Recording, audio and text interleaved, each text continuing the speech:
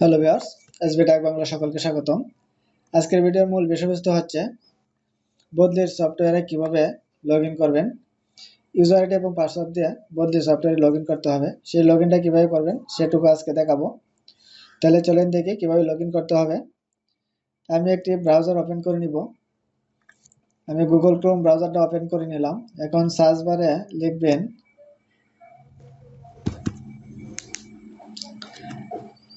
NG, এখানে চলে আসছে বদলি ব্যবস্থাপনা ngttidsac.teletalk.com.bd teletalk.com.bd এখানে ক্লিক করবেন।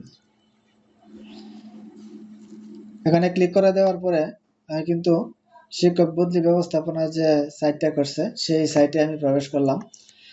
এখন ডান দিকে দেখা যায় ইউজার নেম এবং পাসওয়ার্ড। প্রত্যেকটা প্রতিষ্ঠানের প্রধানের মোবাইলে ইউজার আইডি এবং পাসওয়ার্ড কিন্তু মেসেজে তারা দিছে অধিদপ্তর থেকে। সেই ইউজার আইডিটা এখানে লিখতে হবে এবং পাসওয়ার্ডটা এই জায়গায় লিখতে হবে। আমি আমার ইউজার আইডি এখানে লিখব। এখানে ইউজার আইডিটা আমি লিখব।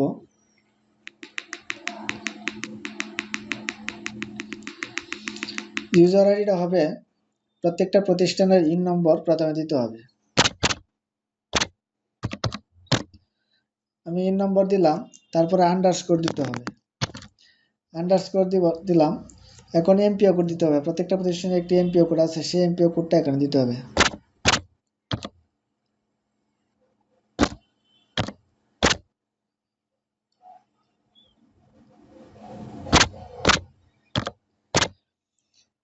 আমি এমপিও কোডটা দিলাম। In number underscore MPO code আমি দিলাম, মানে আমার ইউজার আইডি হয়ে গেল। এখন পাসওয়ার্ড দিতে হবে। আপনার মোবাইলে যে পাসওয়ার্ডটা মেসেজ দিয়ে দিছে সেই পাসওয়ার্ডটা এখানে দিতে হবে। আমি এখানে পাসওয়ার্ডটা লিখবো আমার।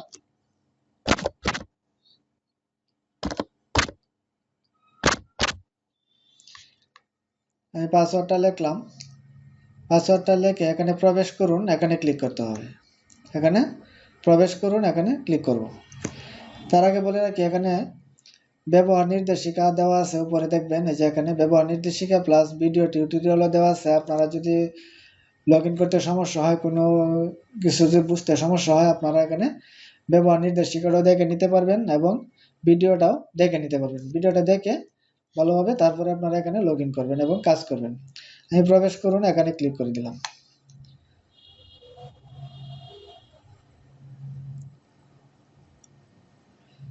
ক্লিক করে দেওয়ার পরে কিন্তু আমি আমার সাইটে আমি প্রবেশ করলাম। যে আমি ড্যাশবোর্ডে কিন্তু প্রবেশ করলাম। এই যে ড্যাশবোর্ড, এখানে কিন্তু প্রতিষ্ঠানের নাম, ঠিকানা সবকিছু দেওয়া আছে।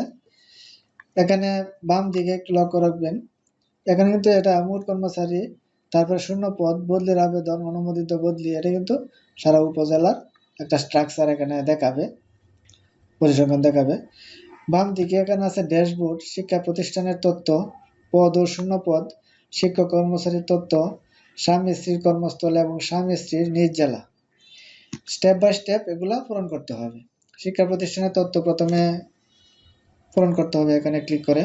তারপরে পদ ও শূন্য পদ এগুলা ক্লিক করে কাজ করতে হবে।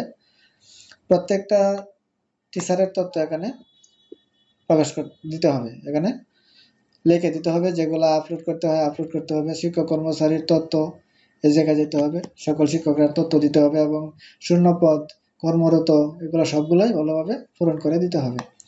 যদি কারো স্বামী অথবা স্ত্রী চাকরি করে, সেটার কর্মস্থলটা ওখানে দিয়ে দিতে হবে। হ্যালো ভিউয়ার্স, আজকের ভিডিওটা পর্যন্তই ছিল। কীভাবে বদলির সফটওয়্যারে লগ ইন করতে হবে ইউজার আইডি এবং পাসওয়ার্ড দিয়ে, সেটুকু দেখানোর ছিল। আপনারা সেভাবেই লগ ইন করবেন, লগ ইন করে কাজ করবেন এবং কিভাবে এগুলো পূরণ করতে হবে সেটারও আমি একটা ভিডিও দিব আগামীকালকে। সে পর্যন্ত সাথেই থাকুন এবং ভিডিওটা ভালোভাবে দেখেন, দেখে আপনারা লগ ইন করার কাজটা করতে পারবেন। লগ ইন করে বাকি কাজগুলো করতে পারবেন। যদি কোনো সমস্যা হয় আমাকে ইনবক্সে জানাবেন, আর আমি একটা ভিডিও দিব কীভাবে পূরণ করতে হবে। হ্যালো ভিউয়ার্স, আজকের ভিডিওটা পর্যন্তই। আমার চ্যানেলে যদি নতুন হয়ে থাকেন, চ্যানেলটা সাবস্ক্রাইব করে রাখবেন যাতে পরবর্তী ভিডিও আপলোডের সাথে নোটিফিকেশন পেয়ে যান। ওকে, থ্যাংক ইউ, ধন্যবাদ।